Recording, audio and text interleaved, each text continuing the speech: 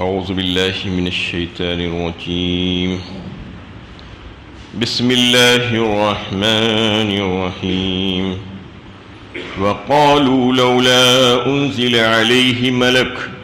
ولو أنزلنا ملكا لقضي الأمر ثم لا ينظرون، اور کہتے ہیں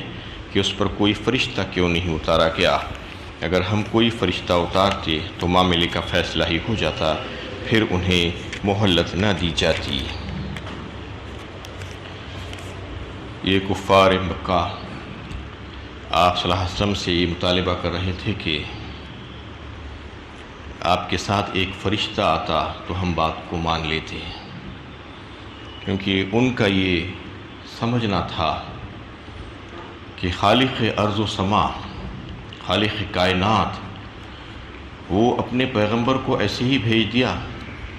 کہ لوگ اس کو گالیاں دے رہے ہیں اور لوگ اس کے ساتھ خراب برتاؤ کر رہے ہیں، جبکہ ایک معمولی حکومت کا سفیر بھی کہیں پر جاتا ہے تو اپنے پورے لو لشکر کے ساتھ جاتا ہے۔ اس کے ساتھ بھی کوئی فرشتے ہونے چاہیے تھے، کم از کم ایک آدھ فرشتہ تو ہوتا جو آ کر اپنا روب جماتا اس کے سامنے اور کہتا کہ یہ اللہ کے رسول ہے، ان پر ایمان لاؤ، اور ان کی حفاظت کرتا اور ان کی مدد کرتا ہر موقع پر۔ یہ وہ لوگوں کا خیال تھا۔ اللہ تعالیٰ اس میں فرما رہے ہیں کہ ہم نے انسانوں کو ایک مہلت عمر دی ہے ان کو ایمان لانے کے لیے اور اپنی اصلاح کرنے کے سلسلے میں۔ وہ مہلت عمر جو ہے اسے امتحان بھی کہا جاتا ہے، امتحان کا زمانہ۔ امتحان کا زمانہ اس وقت تک ہی باقی رہتا ہے جب تک کا غیب غیب ہی رہے، اور اس کے سلسلے میں اللہ تعالیٰ یہ دیکھنا چاہتے ہیں کہ بندہ اس کو جو صلاحیتیں دی گئی تھی عقل و شعور کی اور فکر اس کو صحیح استعمال کرتے ہوئے وہ اپنے نفس اور اپنی خواہشات کو قابو میں رکھ کر کام کرتا ہے یا نہیں کرتا ہے۔ اور یہ موقع اور مہلت اس کو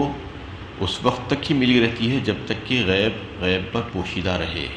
جس وقت غیب شہادت بن جاتا ہے، ظاہر ہو جاتا ہے، تو پھر وہ مہلت عمر ختم ہو جاتی ہے، اس کے اختیارات واپس لے لیے جاتے ہیں،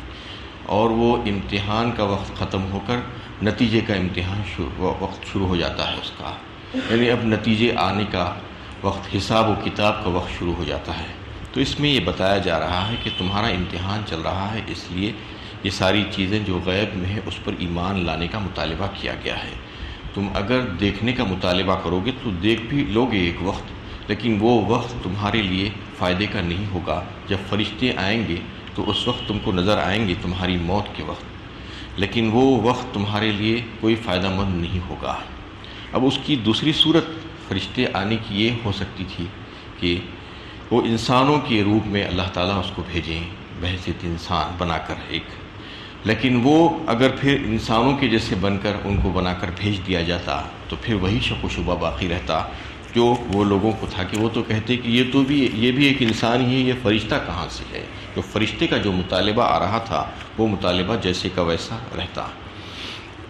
وَلَوْ جَعَلْنَاهُ مَلَكًا لَجَعَلْنَاهُ رُجُلًا وَلَلَبَسْنَا عَلَيْهِمْ مَا يَلْبِسُونَ، اور اگر ہم فرشتے کو پیغمبر بنا کر بھیجتے تو انسانی شکل ہی میں بھیجتے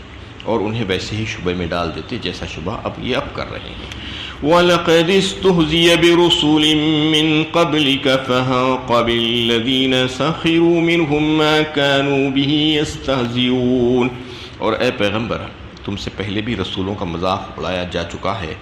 جن لوگوں نے مذاق اڑایا تھا ان کو اس چیز نے آ گھیرا جس کا وہ مذاق اڑاتے تھے۔ اس میں آپ صلی اللہ علیہ وسلم کی تسلی ہے کہ وہ لوگ بات نہیں سمجھ رہے تھے، مان نہیں رہے تھے، اور آپ کے دیے ہوئے احکامات کا مذاق اڑا رہے تھے، تو آپ کو یہ فرمایا گیا کہ یہ کوئی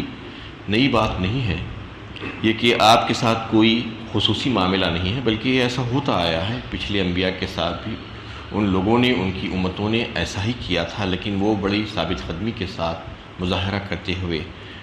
اللہ تعالیٰ کا پیغام لوگوں تک پہنچایا۔ ان کو بھی یہی حالات کا سامنا کرنا پڑا، لہٰذا آپ بھی اللہ کا پیغام پہنچاتے رہیے وہ جو مذاق کر رہے ہیں وہ مذاق ان کے اوپر الٹا پڑ جائے گا، وہ مذاق ہی ان کو گھیر لے گا ایک دن۔ قُلْ سِيرُوا فِي الْأَرْضِ ثُمَّ انظُرُوا كَيْفَ كَانَ عَاقِبَةُ الْمُكَذِّبِينَ،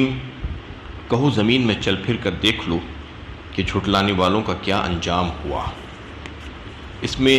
سیر و تفریح اور پھرنے کا جو تذکرہ آیا ہے کہ ان سے کہا جا رہا ہے کہ دیکھو زمین میں چل پھر کر کہ پچھلی قوموں نے کس طریقے سے اپنے نبیوں کو اور پیغمبروں کو جھٹلایا تھا، تو پھر وہ کیسے تباہ و برباد ہوئے، ان کا مشاہدہ تم کر سکتے ہو۔ ایسی کئی ایک قومیں تھی جس کی کھنڈرات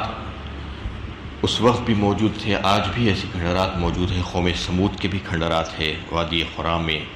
اور دیگر قوموں کے بھی کئی ایک جو ہے کھنڈرات آج بھی موجود ہیں۔ قوم لوط کا جو بستی تھی، سدوم کی جو بستیاں، وہ اس کو جو ہے ایک یعنی بحر مردار میں تبدیل کر دیا، ڈیڈ سی جسے کہا جاتا ہے، وہ آج بھی موجود ہے۔ ایسے کئی ایک جو ہے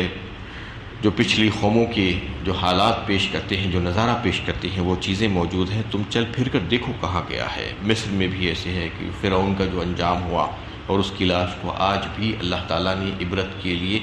اٹھا کر رکھ دیا ہے، وہ موجود ہے۔ اور بھی ہر مقام پر اگر آپ دیکھیں تو اپنے خود قریبی مقامات پر بھی اگر آپ دیکھیں تو پرانے جو پہلے کے جو بادشاہ گزرے ہیں، جو سلطنتیں، جو حکومتیں جو گزری ہیں، جن پر انہوں نے حکومت کی تھی، ان کے جو پہلے کے جو قلعے تھے، جو رہنے سہنے کی جگہ تھی، جو مسکن تھے، اس کو دیکھ کر اندازہ ہوتا ہے کہ کیسی شان و شوکت کا مظاہرہ انہوں نے اپنے زمانے میں کیا تھا، تو پھر اس کے بعد وہ کیسے تباہ و تاراج ہو گئے۔ یہ چیزیں آج انسان دیکھ سکتا ہے چل پھر کر۔ تو قرآن اسی قسم کی جو ہے تاریخی مقامات کے مشاہدے کا سفر کرنے کی دعوت دیتا ہے۔ لوگ عام طور پر دیکھیے کہ تفریح کرنے کے لیے ادھر سے ادھر پھرتے ہیں اور معلومات میں اضافہ کرنے کے لیے، یا مختلف جو ہے ان کی وجوہات ہوتی ہیں جو سیر و تفریح کے لیے نکلتے ہیں، لیکن اللہ تعالیٰ اس میں قرآن میں لوگوں کو پھرنے کے لیے کہا ہے، لیکن عبرت حاصل کرنے کے لیے، تاکہ پچھلی قوموں نے جو کام کیے تھے، جو کرتوت ان کے تھے، اس کی وجہ سے ان پر جو تباہیاں اور ہلاکت آئی، اس کو دیکھ کر عبرت حاصل کرنے کے لیے اللہ تعالیٰ جو ہے سیر و تفریح اور پھرنے کے لیے اس میں کہا گیا ہے۔ قُل لِّمَن مَّا فِي السَّمَاوَاتِ وَالْأَرْضِ قُل لِّلَّهِ كَتَبَ عَلَى نَفْسِهِ الرَّحْمَةَ لَيَجْمَعَنَّكُمْ إِلَىٰ يَوْمِ الْقِيَامَةِ لَا رَيْبَ فِيهِ الَّذِينَ خَسِرُوا أَنفُسَهُمْ فَهُمْ لَا يُؤْمِنُونَ۔ ان سے پوچھو آسمانوں اور زمین میں جو کچھ ہے وہ کس کا ہے؟ کہو اللہ ہی کا ہے، اس نے اپنے اوپر رحمت لازم کر لی ہے، وہ تمہیں ضرور قیامت کے دن جمع کرے گا، جس میں کوئی شک نہیں۔ جن لوگوں نے اپنے کو گھاٹے میں ڈالا وہی ایمان نہیں لاتے۔ اس میں اللہ تعالیٰ ایک سوالیہ انداز میں آپ صلی اللہ علیہ وسلم سے کہلوا رہے ہیں کفار اور مشرکین سے کہ ان سے پوچھو تو صحیح کہ زمین و آسمان اور اس کے درمیان کی جتنی چیزیں ہیں، جتنی موجودات ہیں، اس کا مالک کون ہے؟ اور پھر آپ ہی صلی اللہ علیہ وسلم کی زبان مبارک سے کہلوایا جا رہا ہے قُل لِلَّهِ، کیونکہ وہ کفار اور مشرکین بھی جو ہے اس بات کو تسلیم کرتے تھے کہ ساری کائنات کل کی کل اللہ تعالیٰ ہی کی بنائی ہوئی ہے۔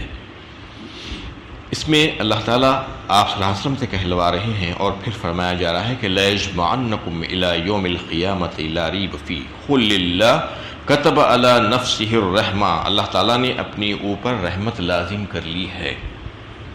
کس کے لیے رحمت لازم کر لی ہے؟ ایک حدیث ہے جس کو حضرت ابو ہریرہ رضی اللہ تعالیٰ عنہ روایت کرتے ہیں، جو صحیح مسلم کی حدیث ہے۔ اس میں آپ صلی اللہ علیہ وسلم نے فرمایا کہ ان رحمتی تغلب علی غضبی، یعنی میری رحمت غالب آئے گی، میری رحمت یعنی غضب پر، رحمت غالب آئے گی غضب پر۔ مطلب یہ ہے کہ رحمت اللہ تعالیٰ کی غالب اہل ایمان پر غالب آئے گی بروز قیامت۔ یہ بروز قیامت جو رحمت جو ہے اللہ تعالیٰ فرمائیں گے، رحمت کی نظر اور رحمت کو وسیع جو فرمائیں گے وہ اہل ایمان پر فرمائیں گے، کیونکہ دنیا میں اللہ تعالیٰ کی صفت رحمانی غالب ہے، اس کا ظہور ہو رہا ہے۔ صفت رحمانیت ہی کی وجہ ہے یہ کہ ہر فرمانبردار اور نافرمان، نیک و بد، اور مومن اور فاسق و فاجر، ہر ایک کو رزق مل رہا ہے، روزی مل رہی ہے. کسی کی نافرمانی کی وجہ سے اللہ تعالیٰ اس کے رزق اور روزی کو روک نہیں رہے ہیں. یہاں پر سب کو مل رہا ہے یہاں پر، لیکن وہاں پر ایسا نہیں ہوگا. یہ بتایا جا رہا ہے کہ قیامت میں جو ہے اللہ تعالیٰ کی رحمت عام نہیں ہوگی بلکہ تام ہوگی، مومنوں کے لیے خاص ہوگی. یہاں پر عام ہے، سب کے لیے ہے، وہاں پر اللہ تعالیٰ کی رحمت خصوصی ہوگی. یہ بتایا جا رہا ہے لَيَجْمَعَنَّكُمْ إِلَىٰ يَوْمِ الْقِيَامَةِ لَا رَيْبَ فِيهِ، ضرور ہم اس دن سب کو جمع کریں گے جس میں کوئی شک و شبہ نہیں ہے. تو اس دن اللہ تعالیٰ کی رحمت عدل کا ظہور ہوگا اور رحمت کا ظہور ہوگا، اور اللہ تعالیٰ کی رحمت صرف اور صرف مومنین ہی کے لیے ہوگی، کسی اور کے لیے نہیں. رحمتی وسعت کل شیء فسأکتبها للذین یتقون ویؤتون الزکاۃ والذین هم بآیاتنا یؤمنون. فرمایا ایک مقام پر اللہ تعالیٰ نے میری رحمت وسیع ہوگی، ہر شے کو گھیری ہوئی ہوگی اس وقت، اور میں نے لکھ دیا ہے یہ میری رحمت میں ضرور ضرور ان لوگوں کو دوں گا جو مجھ سے ڈرنے والے ہوں گے، جو زکوٰۃ دینے والے ہوں گے، جو مجھ پر ایمان لانے والے جو لوگ ہوں گے، ان کے لیے رحمت ہوگی اس وقت قیامت میں. اور جو اس کے برخلاف کام کرنے والے ہوں گے تو وہ خسارہ اٹھانے والوں میں سے ہو جائیں گے. الذین خسروا انفسهم فهم لا یؤمنون، اس دن وہ نقصان اٹھانے والوں میں سے ہوں گے. وَلَهُ مَا سَكَنَ فِي اللَّيْلِ وَالنَّهَارِ وَهُوَ السَّمِيعُ الْعَلِيمُ، اور اس کے لیے ہے جو کچھ ٹھہرا ہوا ہے رات اور دن میں، اور وہ سب کچھ سننے والا اور جاننے والا ہے. یعنی اللہ تعالیٰ ہی کے لیے ہے جو کچھ بھی ہے دن اور رات میں، اور وہی اس کا خالق اور مالک ہے، وہی کچھ جانتا ہے، وہی سننے والا بھی ہے، وہی سب کچھ جاننے والا بھی ہے. قُلْ أَغَيْرَ اللَّهِ أَتَّخِذُ وَلِيًّا فَاطِرِ السَّمَاوَاتِ وَالْأَرْضِ وَهُوَ يُطْعِمُ وَلَا يُطْعَمُ قُلْ إِنِّي أُمِرْتُ أَنْ أَكُونَ أَوَّلَ مَنْ أَسْلَمَ وَلَا تَكُونَنَّ مِنَ الْمُشْرِكِينَ. کہو کیا میں اللہ کو چھوڑ کر جو آسمانوں اور زمین کا خالق ہے، سب کو کھلاتا ہے اور کوئی نہیں جو اس کو کھلاتا ہو، کسی اور کو ولی بنا لوں؟ کہو مجھے تو یہی حکم دیا گیا ہے کہ میں سب سے پہلے اس کو اپنے کو اس کے حوالے کرنے والا بنوں، اور اے پیغمبر تم ہرگز مشرکوں سے نہ ہو جاؤ. اس میں اللہ تعالیٰ فرما رہے ہیں کہ تم کہہ دو ان لوگوں سے کیا میں اللہ کو چھوڑ کر ان کو اور ان کو اپنا ولی اور کارساز اور رفیق بنا لوں؟ ایسا کیسے ہو سکتا ہے؟ اتخذ ولیہ فاطر السماوات والارض، جو کہ میرا پروردگار، میرا مالک جو ہے زمین و آسمان کا پیدا کرنے والا ہے. وہو یطعم ولا یطعم، اور اس کی خصوصیت یہ ہے کہ وہ سب کو کھانا دیتا ہے، وہ سب کو روزی دیتا ہے، اور اس کو کوئی کھانا نہیں دیتا، اس کو اس کی حاجت نہیں ہے. دنیا میں جتنے بھی معبودان باطلہ ہیں اللہ کے سوا، ان سب کا حال اگر آپ دیکھیں تو پتہ چلے کہ وہ خود اپنے بندوں کے محتاج ہوتے ہیں. وہ بندوں کو کیا دیتے ہیں؟ بندوں کے محتاج ہوتے ہیں. کہیں پر بھی آپ دیکھ لیں کہ فرعون کی فرعونیت کا جو ہے جو بھرم تھا، وہ لوگوں سے پیسہ وصول کر کے، اس کا ٹیکس وصول کر کے، ان سے نذرانے وصول کر کے وہ اپنی حکومت اور اپنی بادشاہت اور اپنی سلطنت چلا سکتا تھا. اسی طریقے سے اگر کوئی صاحب خبر کا اگر جو ہے روب اور دبدبہ کسی کے سامنے جو ہے ان کی شان معبودیت قائم ہوتی ہے، تو وہ صرف اس وجہ سے کہ ان کے پرستار اور ان کے چاہنے والے ان کے لیے ایک شاندار مقبرہ بنا دیں تو پھر ان کی شان معبودیت ظاہر ہوگی، ورنہ وہ کہیں پر پڑی رہے گی، کوئی یہ خبر کوئی اس کے پاس جانے والا نہیں ہوتا ہے. ایسے ہی جو ہے کوئی جو پجاری اگر اپنے جو ہے دیوتا کو اگر ایک اچھے مندر میں رکھ کر اس کی پوجا نہ کرے اور اس کے مجسموں کو، اس کی مورتی کو، تو پھر اس کو کوئی پوچھنے والا نہیں ہوگا. تو یہ سارے جو معبودان باطلہ ہیں وہ سب جو ہے اپنے ہی بندوں کے محتاج ہوتے ہیں، جو اس کو جو ہے اپنے جو ہے جو بندے بناتے ہیں تو انہی کے محتاج ہو جاتے ہیں. لیکن اللہ تعالیٰ کا معاملہ الگ ہے. اللہ تعالیٰ کسی کا محتاج نہیں ہے. اپنی حکومت اور سلطنت چلانے کے لیے وہ تو اپنے بل بوتے پر چلاتا ہے، کسی کا محتاج نہیں، وہ خود سب کو دیتا ہے. ضعوف الطالب والمطلوب فرمایا اللہ تعالیٰ نے سورہ حج میں کہ وہ جن کی عبادت کی جاتی ہے اور جو عبادت کرتے ہیں کسی معبودان باطل کی، وہ سب کے سب کمزور ہیں. مانگنے والا بھی ہو جس سے مانگا جا رہا ہے سوائے اللہ کے، اللہ تعالیٰ جو ہے کسی کا محتاج نہیں ہے. اللہ تعالیٰ اپنی حکومت اور اپنی سلطنت اپنے بلبوتے پر چلاتا ہے. وَهُوَ يُطْعِمُ وَلَا يُطْعَمُ قُلْ إِنِّي أُمِرْتُ أَنْ أَكُونَ أَوَّلَ مَنْ أَسْلَمَ، اور پھر کہا جا رہا ہے کہ کہہ دیجئے آپ کہ مجھے حکم ہوا ہے کہ میں سب سے پہلا فرمانبردار بن جاؤں اللہ تعالیٰ کا، وَلَا تَكُونَنَّ مِنَ الْمُشْرِكِينَ، اور کہہ دیا گیا کہ تم ہرگز مشرکوں میں سے نہ ہو جاؤ۔ قُلْ إِنِّي أَخَافُ إِنْ عَصَيْتُ رَبِّي عَذَابَ يَوْمٍ عَظِيمٍ، کہو اگر میں اپنے رب کی نافرمانی کروں تو مجھے ایک بڑے دن کے عذاب کا ڈر ہے۔ آپ صلی اللہ علیہ وسلم سے یہ اس لیے کہا جا رہا ہے کہ آپ صلی اللہ علیہ وسلم تو معصوم تھے، انبیاء کرام معصوم ہوتے ہیں، ان سے تو کوئی گناہ صادر ہو ہی نہیں سکتا، لیکن امت کو یہ بتانا مقصود ہے کہ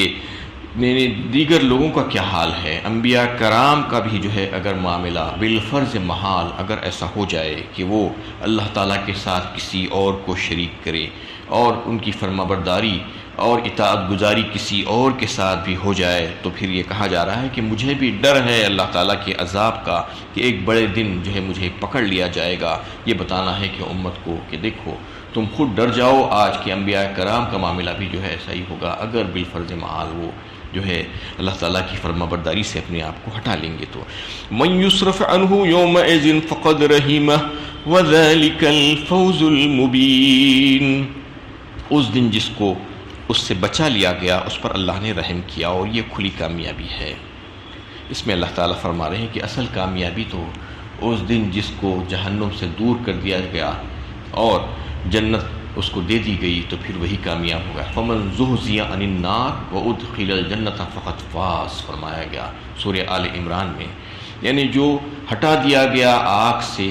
اور جو جنت میں داخل کر دیا گیا، چاہے دنیا کی کتنی کامیابیاں انسان پا لیتا ہوگا لیکن وہ کامیابیاں